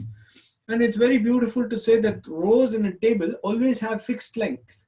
So the immutability becomes very important, right? It's a fixed length structure, but every column can have a different data type. For example, something can be a string, something can be an integer, etc. And so in order to send anything to the database, we have to do things like this, right? You have to basically create a tuple or a tuple and send it to the database. So what is being done here? We're creating many tuples. I have to decide whether I want to call it a tuple or a tuple, but okay, whatever. I'll switch back and forth, I guess. We create has anybody heard the term before? How would you pronounce it? Is it tuple or tuple? I think it's tuple. Is it tuples? Okay, I'll try tuple, yes. Okay, so whatever. I should look it up after this class. But anyway, they're one of my favorite structures, so I should really pick one way to talk about it. So okay, so there are tuples, but what is interesting here is I created many of them. So I took all of them and I put them in the list. So this now becomes a list of tuples, right? So list of tuples is very, very close to the structure of a table or a spreadsheet, right? Because it has got rows and columns. Spend a minute playing with this. But okay, now I got what I wanted. I want to shove this into a table in a database. So for each tuple in the list, I can do cursor.execute. And all of them will get into the database. And once I'm done with the execution, it's always good to call connection.commit. Commit means make sure you save it to the database. Okay, so if you run this, that is the first thing. We have created a table, and now we have all these records inside the table. Okay, so you should just run it, and it's kind of cool. At least we have done our first SQL thing, right? So now I'll make just a comment. This idea here is very important. Notice here, this is a tuple. This tuple gets picked up and put into this other tuple here. And this structure is very important because it says that the only thing that can be sent to database is a thing that matches this signature. It has to have 5 columns and the data types need to be specific that the table can accept it. You cannot send anything else in. Why do I highlight this? Well, you should read this little cartoon, right? This cartoon is very funny because essentially they're saying that, there was a child, if he had this weird name here, his name is Robert, and then there's a dangerous SQL command which says drop table students. So if you have a name like this and you passed it in as a tuple element, then after this gets inserted in the table, the whole table will get dropped. And it's a classic example of how when we send in things like student information, they're all strings. SQL also is a string. I could pass any kind of SQL in there. So that's an example of what's called a SQL injection attack. And it's a long subject for us, but anyway, I just want to mention to you, that's why we use controlled ways of sending strings to the database, right? In particular, there should be data strings. What has happened in this cartoon is that the child's name is not just a data string, it's also a SQL command. And so if every time you insert this child's name in some version of a database, it could destroy it. Thankfully, if you try this particular thing out in our database, SQLite, they have fixed it. They have said, oh, you're trying to execute multiple commands and give you an error. Okay, so we are safe, but I thought it's a fun way to introduce this idea. So this structure here, which we're using to insert records, is there for a specific reason, right? It specifically says these are the columns of the table. Here's a matching mask, and the tuple which is provided to it should match this structure. Okay, so lots of little detailed code here. Please run it, play with it, come back with questions. But as soon as you've done this, you've got the ability to insert stuff into the database. Okay, now that we insert stuff into the database, we're going to pull it back out of the database, right? So again, notice cursors. So in this example, notice the cursor just was responsible for sending a bunch of stuff to the database. Now we're going to use the same cursor. So the cursor can execute other commands. The most powerful and useful command for us is select to pull the data back from the database. So select star from the students table will bring me everything from the students table. So as soon as you execute it, do we have access? No, you have access. So when you're running this code, you have access to this database. The cool thing is the database is saved locally. Remind me next time, Alex. Yeah, I'll show you where the database is stored. I was very excited when I created this code for you because it's so flexible. Okay, if you want to use databases, you can go to town with it. Right? So yeah, I'll show you how it all works. Okay, so now let's pull stuff back. So notice each student has a copy of the database locally. When you clone the structure, you got the database. Remind me and I can show you where it's sitting on the file system, okay? But okay, so what happens now? I can pull everything back. So you do select star from students and you do cursor.fetchAll. Fetch all is a command on the cursor that says bring me all the rows, okay? And now I'm going to show all of you something fun. You notice when I ran it, all of the stuff that we inserted, you see we put in 5 rows or so, all those 5 rows will come back. And now I did something cool. I made a nice little display, like a report. And the question is, this is a little homework for you, okay? How do you get this nice little report? Well, there's a function called display results. And who wrote that function? I wrote that function, right? Jupyter doesn't have it, in other places don't have it. Next time, if you're interested, remind me, we can talk about this function. How does this function work, okay? Somewhere I've imported this function and I'm using it. For now, all you need to know is it takes a bunch of rows, which are the result of any cursor.fetchAll. And there's another thing called cursor.description. Okay, so notice here, I'll show you what they contain. So if you say rows, this is what rows contains. It's exactly the list of tuples that we sent out has come back to us now from the database. So this is a very important comment. Whenever we do cursor.execute and we execute a select statement, you get back a list of tuples, right? Tuples are central to what is coming back to us. Either one or many tuples come back when we do like select commands, okay? And then there's this other little thing here, which is interesting. It's also a tuple, but it's a weird tuple. If you say cursor.description, cursor.rows has the data we want. Cursor.description has the column names in it. But it's a weird tuple. It has lots of defaultable values which are not relevant for us. Only the first element of these tuples are useful to us. So you should iterate through them and pull out all the column names. And for those who are new to Python, you can see I love these list comprehensions. And so in one line, you can get all this columns. A nice little Python puzzle for you to try, right? I have this cursor description that looks like this. How can I pull out all of the first elements of this collection, right? And then here you go, right? And this is again something cool. So while you're playing with this course, just refresh your Python and build on your Python skills. But again, it will become very powerful in a second. Okay, so we got two important SQL or data management skills, right? One is how to create tables, how to write to the tables, and how to pull things back from the tables. Even though I showed you for the student table, this could be any table on the planet, right? Anything you want to store. Next simple important thing connected to selects is select also allows us to project. So the concept of projections, you can pick a subset of columns and just get only the subset, right? So if I want only first name, last name, you can always project. Next one, filtering. So notice here, what I'm showing you is there's a simple way in which we approach these data operations. First, we have create for tables, then we have inserts, then we have selects, and selects have projections. Now selects have where clauses, and where is connected to filtering, right? So selecting, then filtering. So when I want to filter, a where clause will take some condition, which will be evaluated against the set of records that come back from the database. And any tuple that passes this condition will actually the database will do it. It won't come to the client. The database itself will send only one record back in this case, right? So we can actually run any SQL where clause. Where clauses are very powerful, but you can write all kinds of filtering conditions in there, okay? Next one is sorting. So filtering is done. And it's powerful, right? Notice here I did like a regex type of query, right? I can say, give me all students whose names start with J. So being very fluent with where clauses is very helpful for you to dissect your data, right? Okay. Then the next one is ordering. There's a you do a select, and after you do a select, you can do an order clause. So you say order by last name, and it will order by last name, or order by first name, whatever you want. You can say also ascending descending. Now, what is happening here? I'm taking you deep into the world of SQL, right? And don't get intimidated. Maybe SQL is close to English and the queries are easy.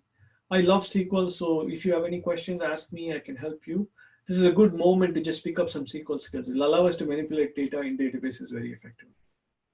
But so much for manipulating. Now, I have a quick design question for you. We'll take a minute while I stare at the clock and so on. But so I want to make a student grades database, and I would like to design it, right? So can all of you take a pencil and quickly think about how would you design this database? What would be in it? Let's spend a minute or two.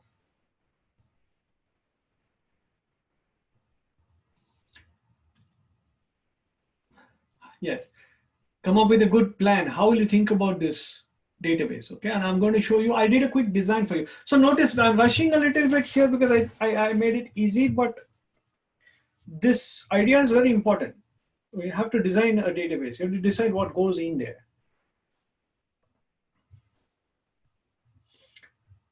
I'll give you like a lightning design, right? Usually I spend a lot of time on this design part of things.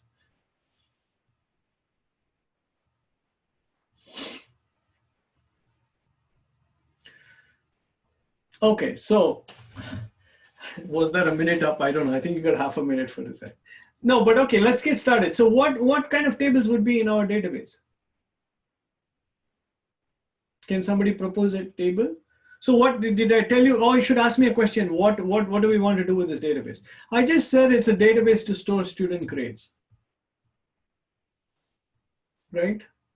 So is there one table or many tables in this database? At least that one or many? Can somebody say one or many?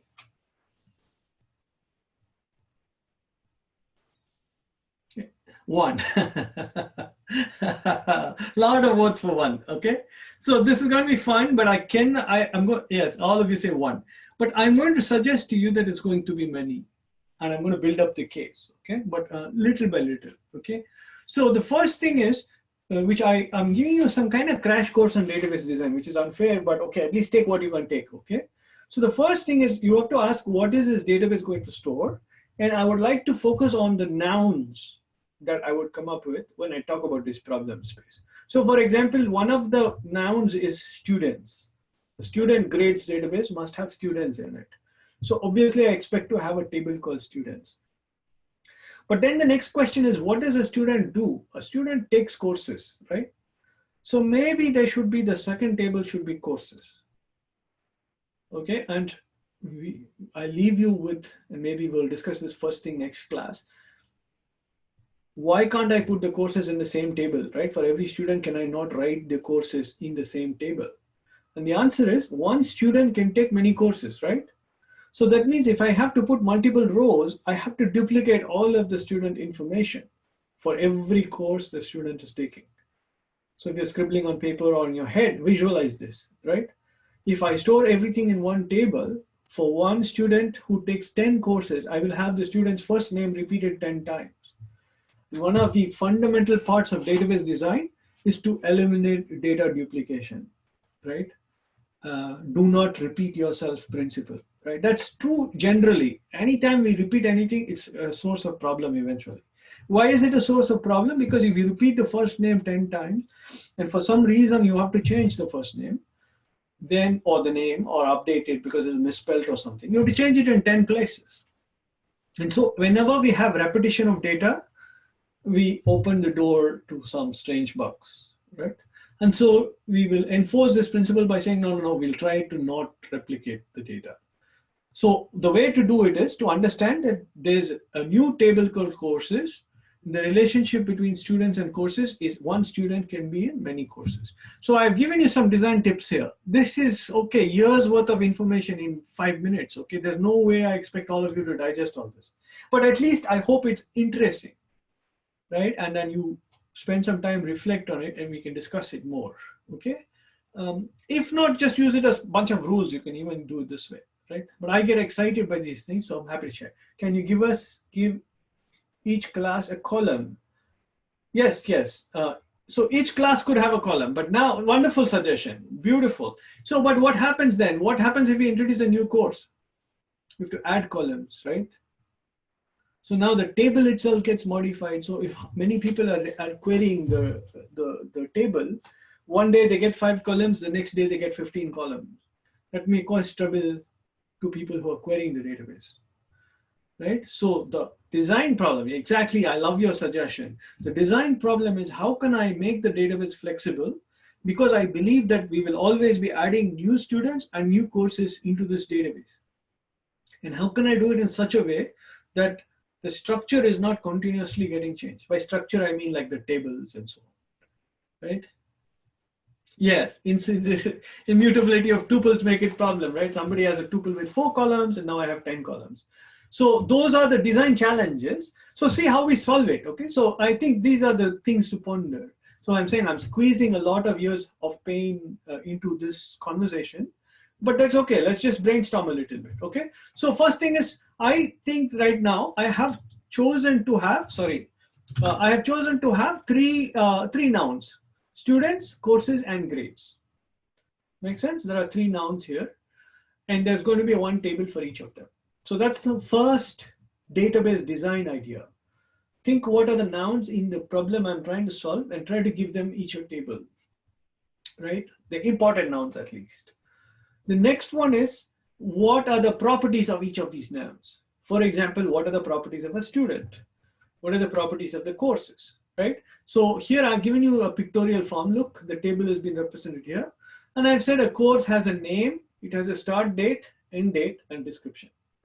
Notice that is fairly flexible, right? Description could be some long string, blah, blah, blah. So the entity, so let me highlight the entities in the picture. The students is a big table here on the top. Courses is a table on the right, and student grades is a table on the left. These are the 3 main entities that I want. But now I have to ask a question, how will I connect them? What is the relationship? So this is very, very important. The relationship between students and courses. So there are 4 kinds of relationships you can talk about. One-to-one, that's the easiest ones. One-to-many, one student can be in many courses. But actually one course can have many students too. So actually this relationship is a many-to-many relationship. And one way to model the many-to-many relationship, so this is an advanced statement. So you have to ask me if you want me to explain it. One way to model a many-to-many relationship is to have a mapping table, which will let me connect a student to his corresponding course. So I'm assuming all of you have a little SQL somewhere in the background, and this all makes sense. But with that idea, I finished my database design really. There's also the relationship between grades and courses. So grades is interesting. If you look at the properties of a grade, you can see how we can think abstractly. So the question here, which is interesting, is what is gradable, right? And the answer is actually gradable things are, you can have quizzes, you can have projects, you can have labs. So there are many different types of gradable things. So I actually call it a graded activity. And so one course can have multiple graded activities, and one graded activity can have multiple grades. So I introduced this mapping table, I called it graded activity, but actually the relationship between grades and courses is a many-to-many relationship, right? Just spend some time thinking about this. And then this whole thing. So notice in a simple example here, we have fairly cool data design, right? And my claim to you is the power of this design, go back and play with it, is that you can store almost any universities or any startups course information in here, right? And that is, I think for me, nice. Okay, having said all that, I don't know. Let me know if you think this is a nice design, okay? If it's not, we can try to, but the challenge for you would be first understand and appreciate it. The claim is once this is done, we don't have to add any more tables for now. Maybe we will add a few more columns because you come back and tell me the student has to have a phone number or whatever, some new properties. But that's a fairly easy change we can make in the first few days of our database and be done with it. So there's a kind of gentle balance between structure and flexibility that all good design should show, right? And we don't have, in my opinion, in many SQL courses and experiences, plenty of time to do design. So I do all this many years at work, where we have to design databases to store financial instruments or transactions or complicated things, which databases can have 40, 50, 100 tables in it, right? Because there are so many concepts that you need to model. Thankfully, your life is much simpler, and at least for this course right now, it's only small table with like five tables in it. Small database with 5 tables. But I do want to highlight to you, if you play with this, you'll pick up some very powerful skills, right? Because honestly, we're sitting on top of Ferrari, right? The database is very flexible and very powerful. So there's a lot you can do by understanding these ideas and playing with them. Okay, so what are we going to do now? So now we've got the structure, we just implement this. So this is, design is finished. We got 5 tables. We must understand all these relationships. I would actually, when I'm working with my powerful databases, I would keep a picture like this, a database. It's, okay, this diagram has a nice name. It's called the entity relationship diagram. These are the main entities in my game, in my database, and the arrows are the relationships. One to many. Notice this crow feet thing, or whatever, this multiple lines tell me where the many part of the relationship is. So that's like one to many, okay? So spend some time with this. If you're new, for those who are old, just take it as a refresher. Maybe I said something that's new to you. But now we do the hard work. Start creating all these tables and inserting records into all of them, right? So I've inserted specific records. It's a fun exercise for you to pretend you have your own little university and you have 10 courses and just start creating data you can store it in, right? And then after you insert records into any table, you can always immediately extract it out by select statements and you start working with this database, right? I think these are all things, there's no point for me to go line by line here. Just execute it, see what happens, come back, okay? But now I'm going to talk about briefly an important concept. Now that things are in multiple tables, you would like to link things from one table to another, right? Because I want to find, say, for example, I want to find students and courses information together. Then you have to do these joins. So quick question, how many of you don't know anything about joins? At least one of you, then I don't know how you can say it if you feel shy, but no, okay. Okay, so Victoria, this is something, okay, never heard of it. Okay, so please, okay, I love it. So you know what, let me think about it, okay? Okay, so for those who don't know, if maybe in the next class, after the class, we spend a little extra time, do you think that's okay for you? Spend 20 minutes or so extra? Okay, we can make it optional, right? So then I can structure it and I will talk a little bit more about that stuff, okay? And like I said, this course is meant to be flexible for you, okay? It's whatever you need. So it's not, nothing is compulsory and so on. So just send me emails. I love to hear your comments. And then we'll make all this accessible. They're all fun things for you to pick up, okay? So I'm happy to spend the time with you to make sure that you get it. You just have to stay motivated and give me your attention, okay? Hopefully what I'm telling you is fun, okay? So, okay, so let me just, so we won't dwell on joins right now, but we must understand the concept though. And what is a join doing? Basically, it's saying if there are multiple tables, I need to be able to connect them somehow. And the way to connect them is very important. So next time I'll show you what, it's a mathematical operation, by the way, right? When you connect two tables, let's talk about basic operation, right? You can take union of things and you can take intersections. And so there are all kinds of interesting ways to do unions and intersections in this discussion. So it's, oh, by the way, it's very set theoretic. So for those who like mathematics, SQL is very mathematical. It's like basic mathematics in there, right? Algebraic mathematics. Okay, so what do we have to do? We combine data from multiple tables by doing these inner joins or joins, and I'll show you next time how we can do the joins. But for now, you can just read this and understand. The most important part of a join is you have to tell me what column shall I use. So you can go back. Best way to learn this is to try to do an example. Take this particular example. There are two tables, and I need to link a record here to a record there. How do I find a matching record? Right? So to find a matching record, I will use the student ID, for example. I'll look at the ID here and the ID there. And then I'll connect everything by matching up on the IDs. That's the whole idea of the join, right? And then we can make more and more complex joins. So in particular, this notebook shows how you can go more and more complicated. Say, for example, to make the course name, find all the courses that a student has participated in. I need to connect three tables. So let's go back to the picture quickly. So you see students are here, courses are here, and to go from students to courses, I have to go through this mapping table. So you have to connect three tables to find out all the courses for a given student. And now all of those who said put it in one table are smiling and saying, that's why I put it in one table. I don't have to do all this work, right? But of course, hopefully you can see why this is the more flexible design. And the price you pay for the flexible design is that you must understand the concept of writing joins effectively. But databases were designed to do joins. And so in a simple, 3 or 4 lines, you can link up multiple tables. In this example, 3 tables are connected. And eventually at the bottom here, so I'll skip over delete for a minute, I can come back to it. At the bottom here, I'll show you many more. See, here's multi-table joins. You can do many, many tables together. So that's a lot about SQL for today. So I'm actually going to pause and wind down a little bit. Let me just say delete since I ran over it and didn't say anything. If you want to delete stuff from the database, it's very easy. You just have to basically specify cursor.execute again. Sorry, where did I? Cursor.see right here. Cursor.execute, delete everything from graded activities. Right? You can delete everything, or you delete a particular record. Here you have to say where ID equals 1 or something. So delete is a kind of sibling of select.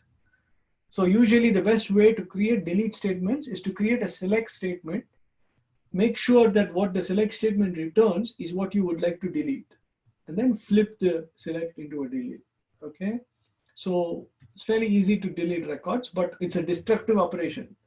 Preferably, you don't want to ever delete things from databases. You want to create new versions and so on. But anyway, for now, you need to know that command as well. And then the icing on this whole cake is at the end of the day, we can write reports on our student databases and we can calculate all kinds of things like average score across multiple courses. But all of that kind of stuff can be written in a couple of lines of SQL. And to project forward, later I'll show you how we can do this thing outside of the database. So this is right now done everything inside the database, right? by using SQL. Later, when we get to pandas and things, I'll show you how we can do the equivalent things in code. And I'll leave it to you to decide which one is more expressive and powerful for you. But in the workforce, you may not have a choice. A big company might be using a database, and you can't say, I'll do everything in code. You might have to be able to manipulate the database. But even if you're not going to use databases actively, I want to say that it is a major cornerstone of our software world, and spending a little time understanding all of the ideas there, or some of the ideas there, is definitely worth the investment, especially for those who want to work with data, right? The point is, databases are most powerful when we are working with structured data that can be modeled and given definite structure. So things like your university's administration system or something like this, that's mostly using structured data and probably lives in a database, right? So there are many, many such examples. Banks and financial institutions are great examples of structured data stored in databases. And they can be vast, they can be terabytes large, very, very powerful computers. And so, yeah, there's a lot of good things to be said there. But I will flip it on its head and tomorrow and say, if I don't have a database, how will I do data science, and show you some ways to do that too. So I'm going to pause here. Any quick questions or comments? At least give me some comments if you don't have questions. Is this interesting? Okay, let's start with interesting. Is it interesting?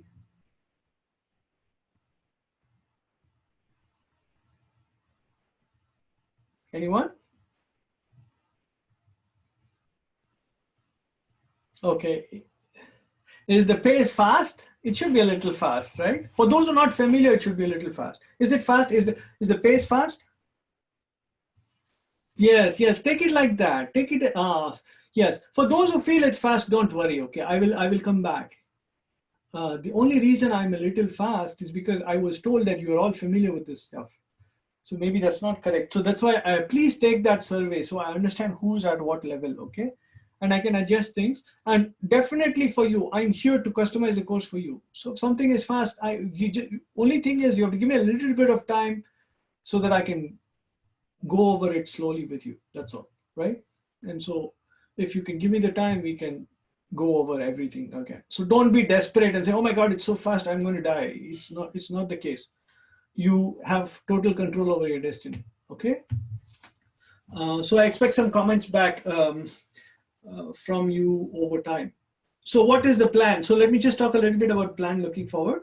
So slowly I will, next time I'll talk to you about how you can, so for this time, I would love all of you to spend time with this notebook, get familiar with the Jupyter, creating cells, writing code, maintaining a notebook, and also running some of the code in this notebook and trying to understand SQL.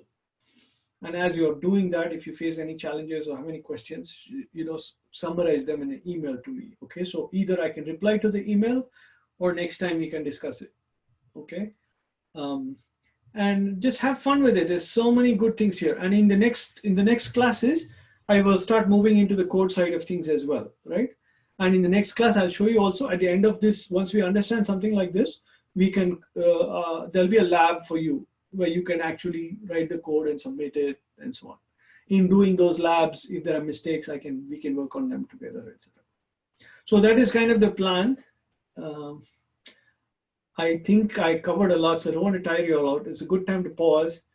There was some discussion about spending time at the end of the class where all of you would spend more time to write code. Do you want to do that, or do you want me to let you go? And how do you want to do this? Anyone on chat? If we had, like for today, for example, if I had another half an hour, I could wait around, and would you guys like to sit right now and write some code and ask me questions, or do you want to just wind up for today and then you'll just do it offline and send me email? What works better for you?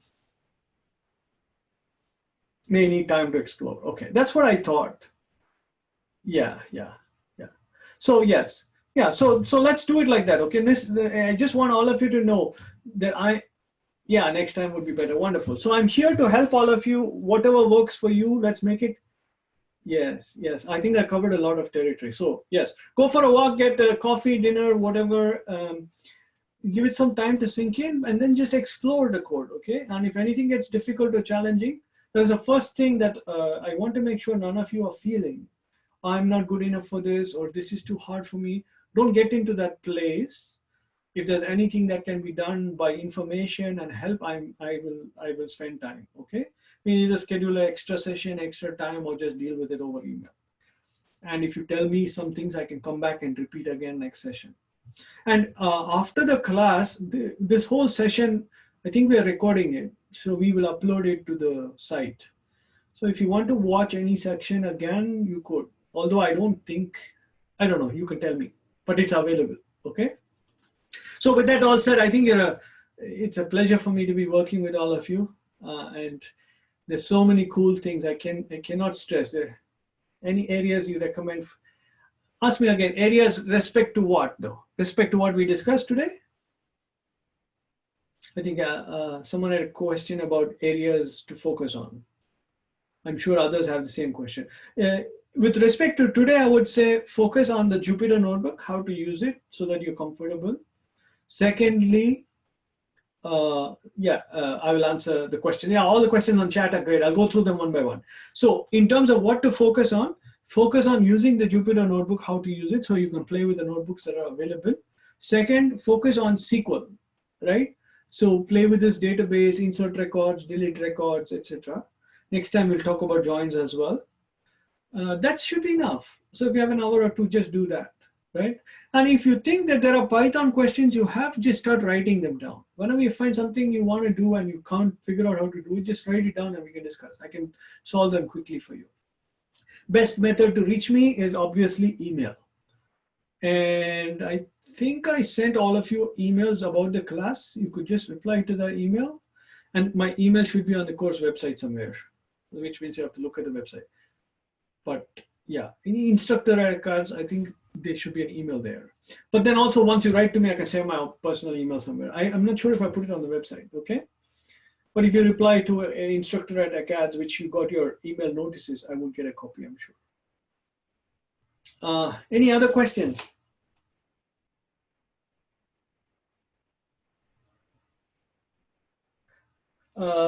I know somebody had asked me this question about areas you recommend focusing on. Did I answer that question?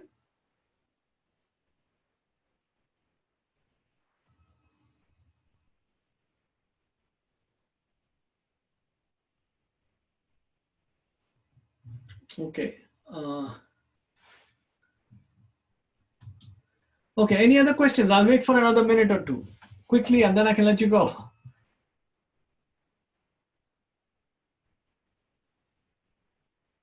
So that's a great question. Somebody asked me this question about practicing this notebook or download Python. So here's what I would say. I made this whole thing with notebooks to make your life easy. Hopefully it is making your life easy. Because if you, the lab is later, so don't worry about the lab. So because it's the first class, I want to keep your life easy. There are only 3 labs for the whole course. So next class, we'll talk about the lab, okay? So for this class, there's really not much homework except to play with these notebooks. Hopefully that is a plus for you, right? I'm not giving you a lot of work on day 1. Just be familiar with the notebook and be familiar with the SQL. Next class, we'll talk about the lab. But the labs are meant to be easy, okay? Okay. Okay, so you know what I'll do? I will send an email either today or tomorrow, probably tomorrow. I'll send an email to everyone. Okay, don't worry. So here's what I'll do. I'll send an email tomorrow, just recapping what we did today and include my email in it. Okay, hopefully all of you will get it. So somebody did not receive email. Did anyone receive an email telling you about the course today? Like I thought we sent out an email to everyone saying that we have a session today at 6:30, etc. Did you get such emails? Okay, so some of you have not got those emails. Please check your junk folders, okay? Please check your junk folders because some of you got it and some of you didn't, but I sent it as a mass email to everybody. So here's the thing. I will either today or tomorrow, I'll send another email.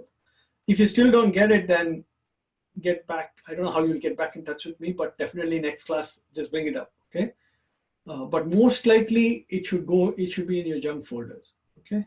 And then of course I will, in that email, I'll share my email account with you, my personal email account, and you can send me emails. But yeah, somebody posted this, right? Yeah, exactly. Instructor@acads. Yeah. Yeah, it was, somebody said it was in the junk. Okay, so yes. So let me see if I can post this, instructor@acads.com.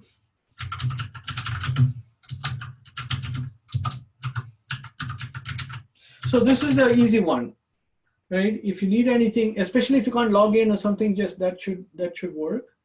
There, but I will send an email. Make sure that you this email is added to your protected. This email is added to your, sorry, it's acads.org. I'm so sorry. acads.org. Okay, so just add this email to your safe list, and so things won't get sent to junk. I won't send too many emails, so you're probably safe. Maybe one email before the course to remind you, before the class, and one email after to recap, okay? So I will follow up with an email. I'll send you my email address. We'll be in touch, and I hope all of you will have fun with this course. Looking forward to working with you, okay? And if anything is not fun, let me know. Thank you so much. See you all next week. Thank you. See you.